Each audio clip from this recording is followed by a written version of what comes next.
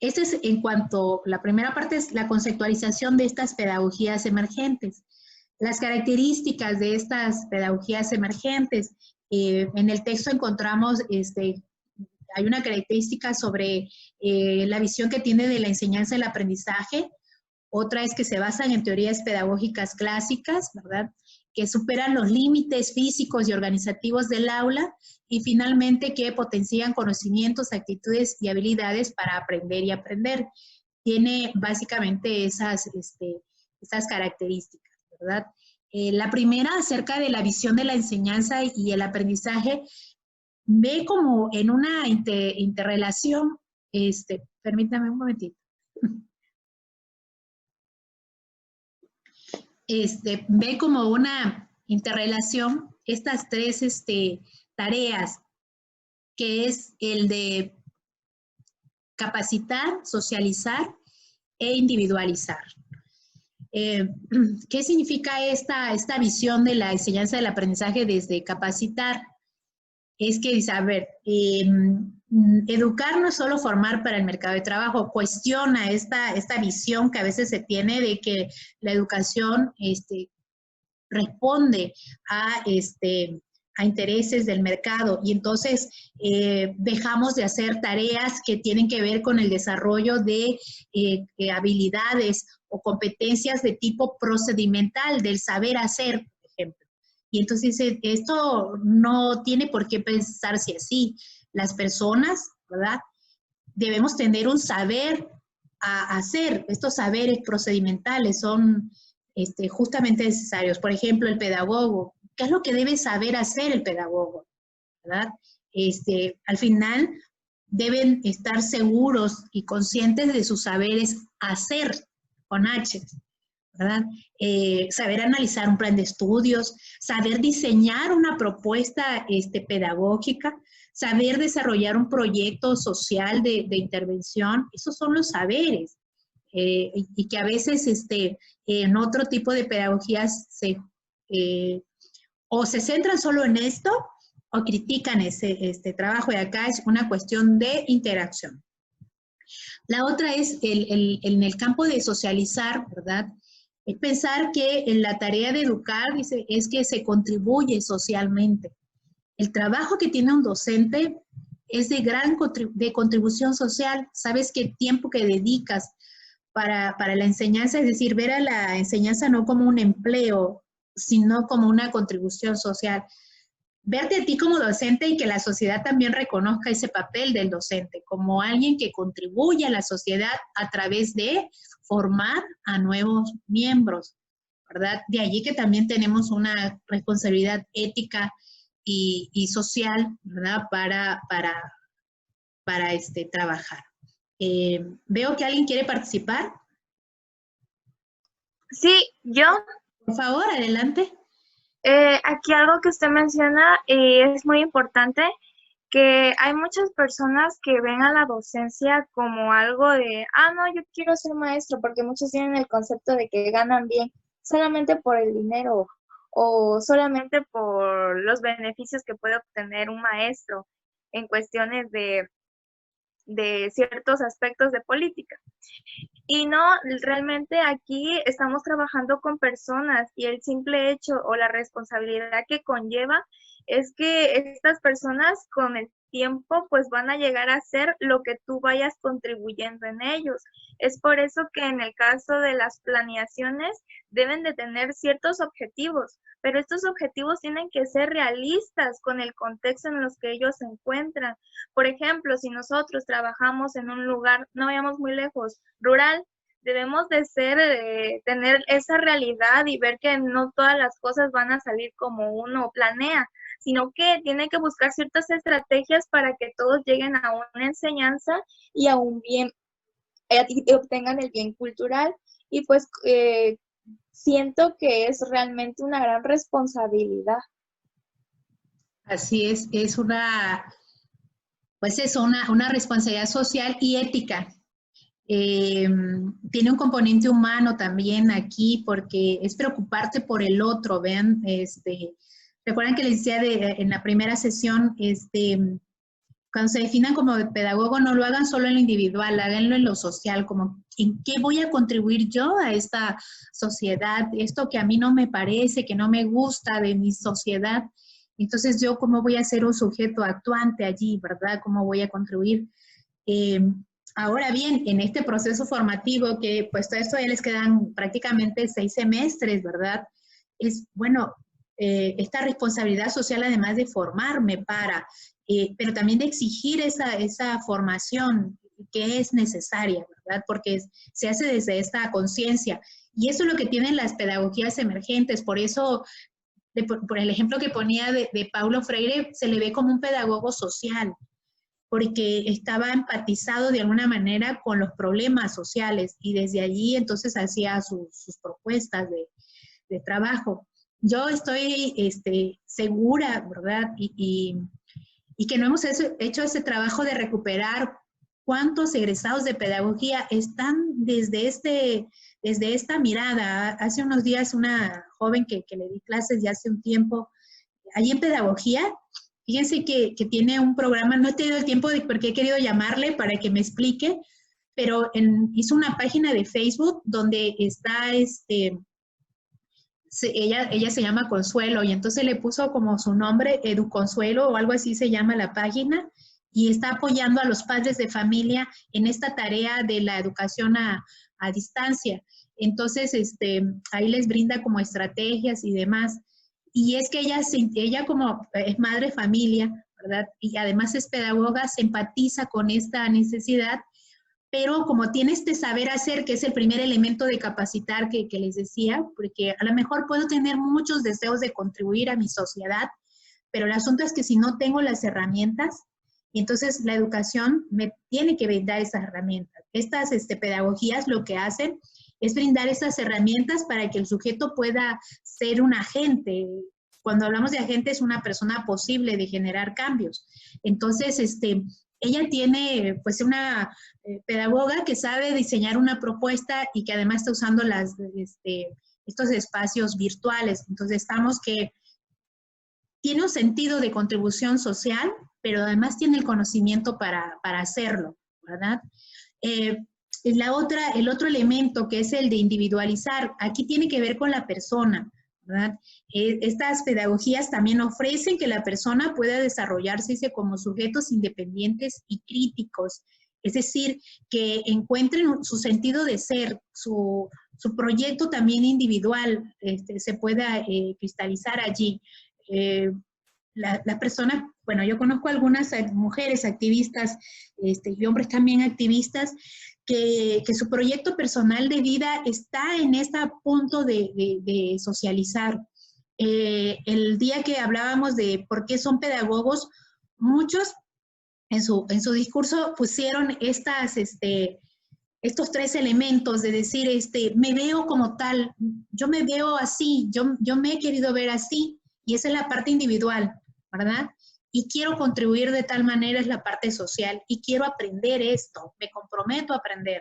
Y es el enlazar estos 3 elementos, porque para estas pedagogías es importante que el sujeto, esta es la parte activa del sujeto, no es que lo ponga. Yo recuerdo una vez cuando era implementar los modelos por competencias, y entonces en el aula de al lado había mucho ruido, eso fue en el bachillerato, y entonces le digo a la maestra, ¿por qué había tanto ruido? No pude dar mi clase, le digo, escuchaba que movían sillas y demás. Y me dice, pues es que yo ya estoy implementando el modelo por competencias. Y le digo, sí, ¿qué es el modelo? ¿Cómo? O sea, ¿cómo lo está haciendo? Y me dice, pues es que ya ve que se dice que en el modelo por competencias el alumno debe ser activo. Y entonces los puse a jugar, les puse una dinámica de las sillas, ¿no? Y y le dije, pues es que ese no es el concepto de ser activos, de ponerles una dinámica a los alumnos, de medio limón y 3 limones y esas cosas. Le dije, es que ese no es el concepto de ser activo. Ser activo es esto, que el alumno comprenda cuál es su papel en la educación, que esté activo, que esté motivado, que esté disponible, que esté consciente.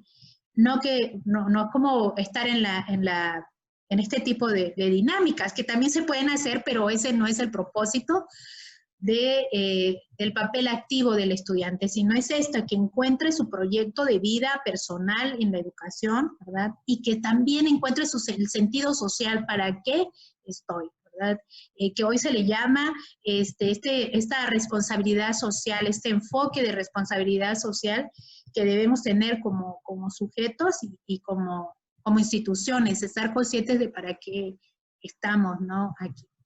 Y en ese sentido capacitarnos. Entonces, esa es la primera característica que tienen estas pedagogías. ¿Cuál es su visión de enseñanza y aprendizaje como un ente articulado? Y recuerden aquí, retomado también en una relación de horizontalidad, ¿verdad? Donde aquí la única autoridad que hay es la autoridad del aprendizaje, ¿verdad? Esa es la única que existe, no la autoridad basada en el poder que te da el rol que desempeñas, sino en esta condición. Bueno, y la otra característica es que estas pedagogías se basan en teorías pedagógicas clásicas, ¿verdad? Y ya se indican algunas de estas pedagogías. ¿Cuándo se llaman estas pedagogías clásicas? Bueno, cuando ya son unas teorías que están sistematizadas, investigadas también, es decir, tienen todo un corpus teórico y metodológico que las lleva a esa categoría de teorías, ¿verdad?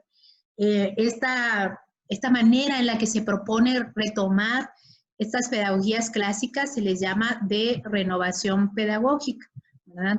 Y algunos de los elementos que retoman allí de estas y que dice que son posibles de aplicar en los nuevos contextos, porque estamos viendo un contexto donde hay otra visión de ser estudiante, otra visión de ser profesor, otra visión de la educación, ¿verdad? Pero sobre todo otro sentido de la propia realidad social. Entonces, estas son algunas de, bueno, las teorías más presentes. El primero es la teoría del constructivismo social, donde vamos a encontrar, pues, a las teorías de Vygotsky sobre el aprendizaje social, ¿verdad? Este aprendizaje que no se da de manera individualizada, sino que se da en la cooperación, en la cooperación entre el alumno, el docente, y entre el alumno-alumno, ¿verdad? En esas relaciones, ¿verdad? Que están siempre en una tarea de mediación, que así se le llama, ¿verdad? En esta, que si ya la han leído y si no, pues revisar un poco que el profesor tiene aquí otro papel, que es como facilitador de estos andamiajes o de estos caminos que requiere el alumno transitar para pasar, ¿verdad?, de zonas de dominio o zonas de desarrollo próximo a zonas de desarrollo potencial, es decir, lo que puede hacer por sí solo y lo que logra con la cooperación, con la facilitación y con la ayuda que le da el docente a desarrollar nuevos conocimientos, que esa es la zona de desarrollo potencial, ¿verdad? Lo que el alumno es posible de hacer. Por ejemplo, en estas infografías que ya revisé algunas, me he quedado pues bastante sorprendida y dije que esto es de confiar en las capacidades que ustedes tienen, porque en los trabajos que elaboran con mucha creatividad, con mucha originalidad, pero que tienen un saber hacer allí, que lo que tenemos que usar ese saber hacer para potencializar un conocimiento. Y esas son como este tema de la cooperación o del facilitar o de poner el espacio para. La otra es el aprendizaje basado en proyectos, ¿verdad? Que tiene que ver con pedagogías que lo vamos a revisar como pedagogías no institucionalizadas, que lo que buscan es trabajar en contextos de fuera del aula y llevar al estudiante más a los contextos, o llevarlo a los contextos reales, que desde ese contexto real surja un proyecto para desarrollar el aprendizaje.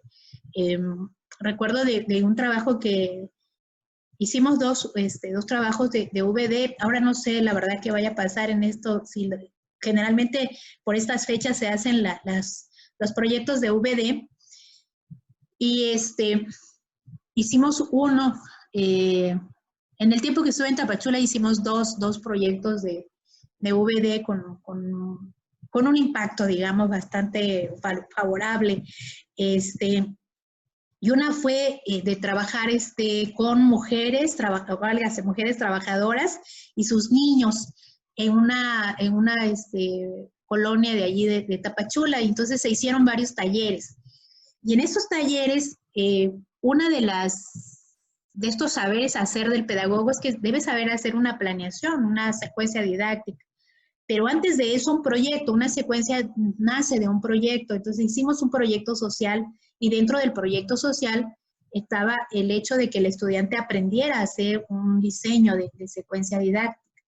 Pero para diseñar una secuencia didáctica, el profesor debe conocer a sus alumnos, porque cuando a veces nos piden diseñar algo sin que conozca al alumno, por ejemplo, yo los tenía que ver el primer día y tenía que conocer al menos a la mayoría de ustedes. Para mí era necesario.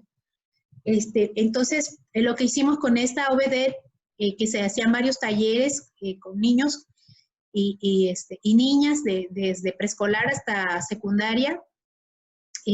La primera semana que llegamos fue que los estudiantes hicieran su diagnóstico y diseñaran proyectos y decidieran en qué proyecto. Hicimos varios, uno sobre género, sobre ocio y animación sociocultural, otros fueron sobre, ¿cómo se llamaban? Sobre español y matemáticas, apoyo en tareas en español y matemáticas, que era una demanda del espacio, porque ellos decían, las madres trabajadoras no tienen como ese tiempo para apoyar a los niños, sobre todo en las tareas de español y matemáticas. Entonces se privilegió como el trabajo con estas materias, ¿no? Y luego desarrollar estos otros talleres. ¿Qué pasó allí con el tema de la colaboración? Porque se hacían equipos, pero sobre todo que el estudiante hiciera el proyecto y trabajara. Y recuerdo bien que una chica me dice, maestra, quiero trabajar género, pero ¿cómo le voy a enseñar cómo voy a trabajar, sobre género con los niños? Y dije, esa es una buena pregunta que además tienes que resolver en el proyecto, ¿verdad? Es cómo trabajo género con niños. Y dije, y esto no significa, cuando ya me hago esa pregunta, ¿se acuerdan de los disruptivos? No es que voy a salir corriendo, porque es fácil decir, pues abandono el proyecto. Eso es lo disruptivo. Y le digo, entonces ahora hay que responder esa pregunta y hay que diseñar ese taller para trabajar con los niños esa perspectiva de género, ¿verdad? Trabajamos un semestre en ese espacio.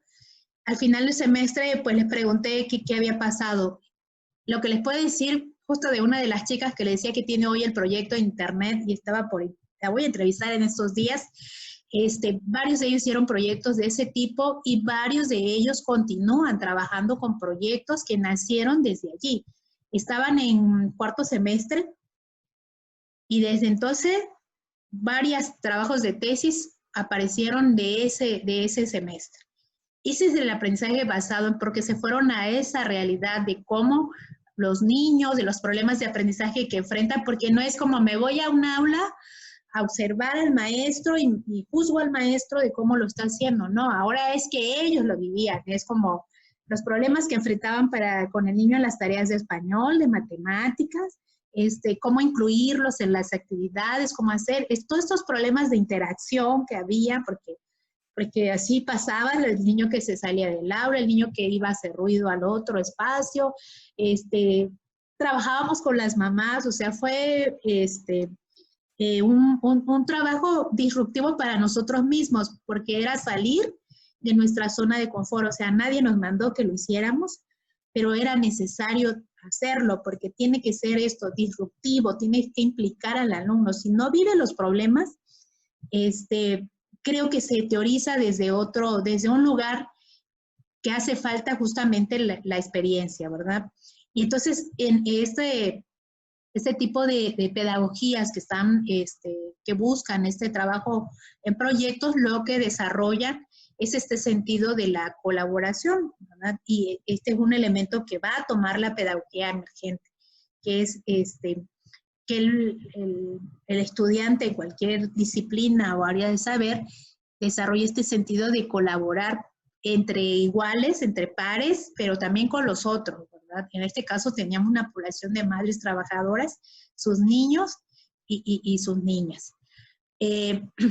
Y este otro esquema esta otra teoría del aprendizaje trialógico, ¿verdad? Que ya lo he mencionado al inicio, que se da un trabajo entre iguales, no en una jerarquía de que el docente es el que sabe más o que el conocimiento está por encima de. No sé si alguna vez han escuchado que a alguien les dice, yo no pongo 10, porque el 10 es ¿para quién? Para el maestro. El 9 para el libro y el 8 para el alumno. O sea, la máxima calificación que puede tener un alumno es 8.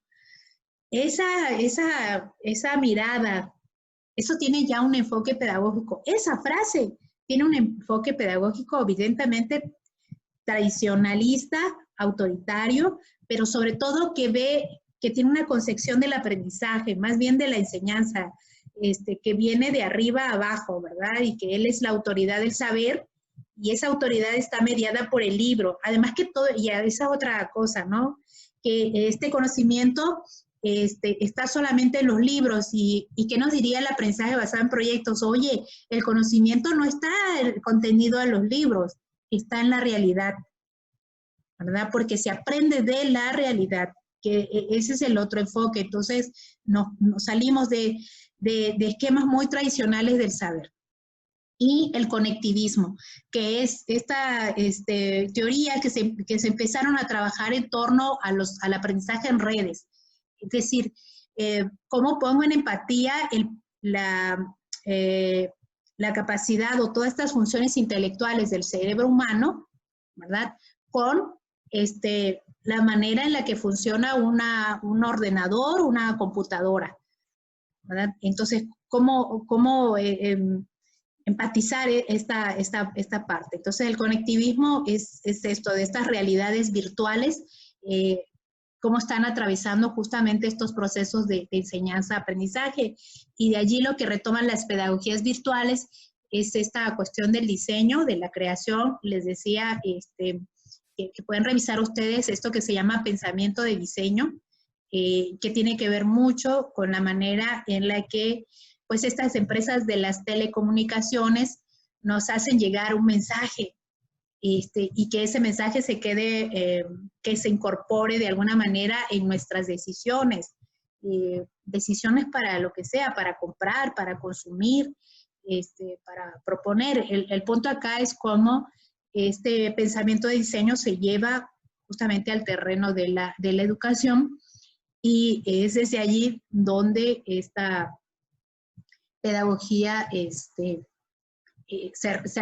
elemento de la pedagogía es retomada en este punto.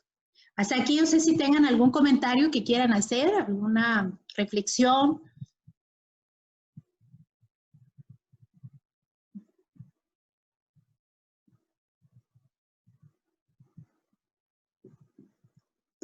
Ok. Bueno. Entonces, vamos a la tercera característica. Dice, supera los límites físicos y organizativos del aula, ¿verdad? En esta característica lo que hace, dice, es unir contextos formales e informales del aprendizaje. Un poco este ejemplo que les daba, y que fíjense que en la universidad se trabaja estos proyectos de VD, que ayudan mucho como estrategia de investigación, porque tiene un componente de docencia, de investigación y de extensión. La extensión es esto que te lleva a tener una relación justamente con otros actores sociales, ¿verdad? Se anima a que los participantes configuren sus propios espacios y ecologías del aprendizaje. Perdón, aquí una característica que se tiene del estudiante bajo estas pedagogías, que es un estudiante, dice que tenemos que favorecer que el estudiante sea autónomo, y dentro de esa autonomía que desarrolle una didáctica de aprender y entonces que pueda tener sus entornos de aprendizaje. Hay muchos estudiantes, bueno, que pues tienen un blog donde ya empieza, por ejemplo, lo que les decía, ustedes empodérense ya en este papel de ser pedagogos. O sea, sé que hay muchas ideas en ustedes, como sueños, como ideas por poner en práctica, y hay que hacerlos. Es que les decía, hay que ser disruptivos de alguna forma. Entonces, si ustedes buscan en internet, googlean cómo otros alumnos han construido estos espacios, sobre todo virtuales, para aprender, ¿verdad? Algo que quizás nuestro sistema educativo no nos permite tanto por la forma en la que está organizado, es que pudieran como elegir qué quieren aprender desde el currículum formal. Desafortunadamente ese modelo no lo tenemos y no sé cuándo será posible, que sí es posible en otros países, que el alumno, por ejemplo, ahora que ustedes pudieran decidir, necesito aprender algo más sobre tecnologías, pongámosle, ¿no? Diseño instruccional en las tecnologías. Y entonces elijo materias que no están fuera de mi currículum formal, sino que las puedo elegir y ponerlas ahí en ese currículum. Quizás el espacio que tienen más es cuando hacen movilidad académica, pero creo que ahorita ustedes no pueden hacerlo, me parece que es hasta, eso también nos limita un poco porque es hasta cuarto o quinto, o me parece que es en quinto semestre que hacen movilidades. Pero esto de las movilidades pues ayuda mucho a que puedan también, digamos, es una de las oportunidades más reales en el currículum formal que ustedes tienen para configurar estos propios espacios, porque me gustaría ir a una universidad donde se esté investigando tal cosa, porque a mí me interesa eso. Esto es configurar tu propio espacio, porque tú dices, quiero estar en ese lugar, quiero estar en esa aula o en ese espacio y ahí aprender. Esa es una condición. En otros sistemas educativos eso como que tiene más posibilidades, es parte de cómo se eligen las materias. Que ustedes lo hacen al inicio del semestre, pero realmente no eligen, solo las cargan, ¿verdad? El proceso es que pudieran elegir las cuales sí cursar ahora y cuáles no. Eso sería como lo más adecuado.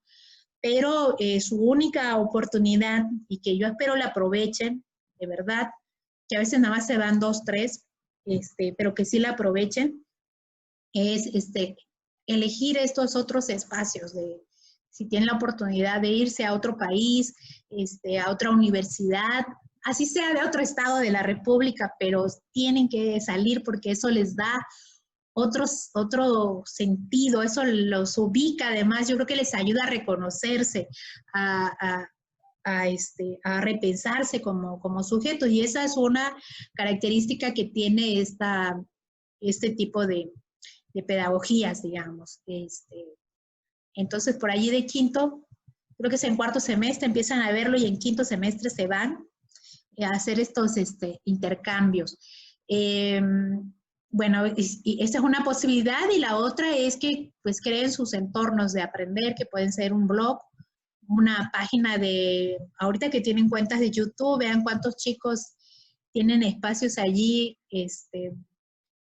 sobre sus entornos de aprendizaje, ¿no? Bueno, otra dice, se diluyen los límites entre el contexto del aula y la vida cotidiana. Se tiene que traspasar esos límites. Reciente estoy revisando un trabajo de tecnologías de un profesor de Hidalgo. Ya tiene casi 2 años ese proyecto, pero el profesor se está planteando trascender el espacio del aula y a la vida cotidiana. ¿De qué manera? Los padres, bueno, y que es con alumnos de bachillerato.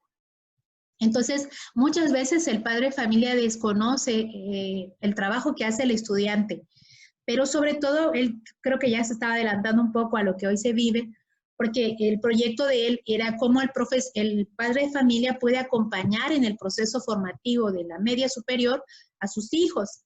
Entonces, el proyecto que él diseña hace un espacio virtual que tiene que ver con estas ecologías de aprendizaje desde allí, y es un espacio virtual donde el alumno pone sus tareas, pero también se tiene allí la participación del padre de familia, es decir, el padre de familia puede entrar a esa página y ver qué es lo que está su hijo, en qué proyecto está, y también se le invita a participar al padre de familia, ¿verdad? Y entonces trasciende el aula porque el padre se incluye ahí, se incluye mucho de la cotidianidad del alumno en esos proyectos, pero está mediado en el que también en la familia, sobre todo estos que no somos nativos digitales, ¿verdad?, aprendan a usar también las tecnologías con el propósito de que el padre asuma su rol de tutor. Entonces se aprovechan ahí varias cosas, que el padre aprenda a usar espacios espacios virtuales, que dé realmente este acompañamiento y tutoría al hijo, que esté pendiente de lo que su hijo aprende, ¿verdad? Y que conozca esos entornos. Ese es el proyecto de allí. Y esa es una manera un ejemplo, ¿verdad? Que hay muchos más en los que se diluye ese límite entre el aula y la vida cotidiana, porque siempre se piensa como dos espacios, ¿no? Y no es así. Creo que este momento que estamos viviendo nos ayuda mucho a comprenderlo. Algunos que ya como que fuimos como configurando ahí un espacio de trabajo y de aprender, creo que lo estamos viviendo con menos problemas. A quien todavía se resiste a pasar esto, ¿verdad? A quien se resiste a esta disrupción que nos ha dado la propia realidad. Bueno, esa es una característica, y con estos ejemplos que les voy dando es decirles que hay proyectos que ya hacen posible esta condición, ¿verdad? Algo más que estas pedagogías, pues sí, se apoyan mucho en las tecnologías porque se le ve muchas bondades. Y esta dice que tanto la distancia física y el tiempo, creo que acortan esta distancia en los problemas de aprender. Se le ve, como le ven muchas bondades al uso de las TIC. No le ponen tanto pero, digamos, ¿no? Como quizás otras pedagogías más clásicas. Y esto me refiero a los propios agentes cuando están posicionados desde una pedagogía tradicional donde cuestionan mucho el uso de las TIC. Por ejemplo, recuerdo, bueno, ahorita que ustedes ven que hay muchos comentarios acerca de cuando se prohibía el celular en la clase, y ahora es el material didáctico más importante para la clase, ¿no? Porque se le veía como un problema, como un distractor, y ahora resulta que es la herramienta como de la que estamos dependiendo, ¿no? En estas pedagogías emergentes ya le veían estas bondades, ¿no? Varios proyectos sobre eso.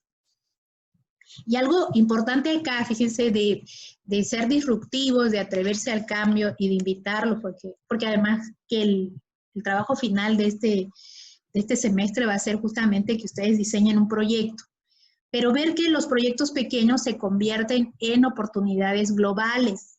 Y justamente, por ejemplo, que les decía, este proyecto de este profesor del estado de Hidalgo, que llevaba ya casi 2 años, en este momento su proyecto de investigación cobra un sentido inigualable porque él ya lo venía trabajando con los padres de familia. ¿Ya? Y en la media superior, que es donde además los papás se alejan mucho del aprendizaje de los hijos, que ahí también es otra mirada de la tutoría, donde el acompañamiento del padre de familia es importante, incluso hasta el doctorado, es muy importante. Pasa que a veces, ahí mismo ahí en pedagogía, cuando son los exámenes de grado, el alumno llega solo a presentar su examen. Y eso de una vez le digo que no lo piensen. Tienen que llegar sus papás, o tiene que llegar esa persona tan importante en su formación, ¿verdad? El día del examen. Lo excluyen de ese día. Y no debe ser así. Es un momento de reconocer el trabajo que han hecho ambos ¿verdad? Pero el padre de familia nunca debe estar alejado de este proceso formativo del hijo. Esa es una propuesta, digamos, también de las pedagogías emergentes sobre el papel del padre de familia en ese sentido.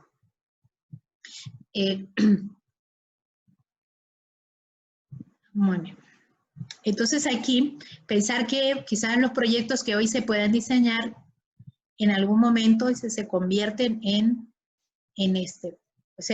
oportunidades. Son proyectos que siempre van en evolución.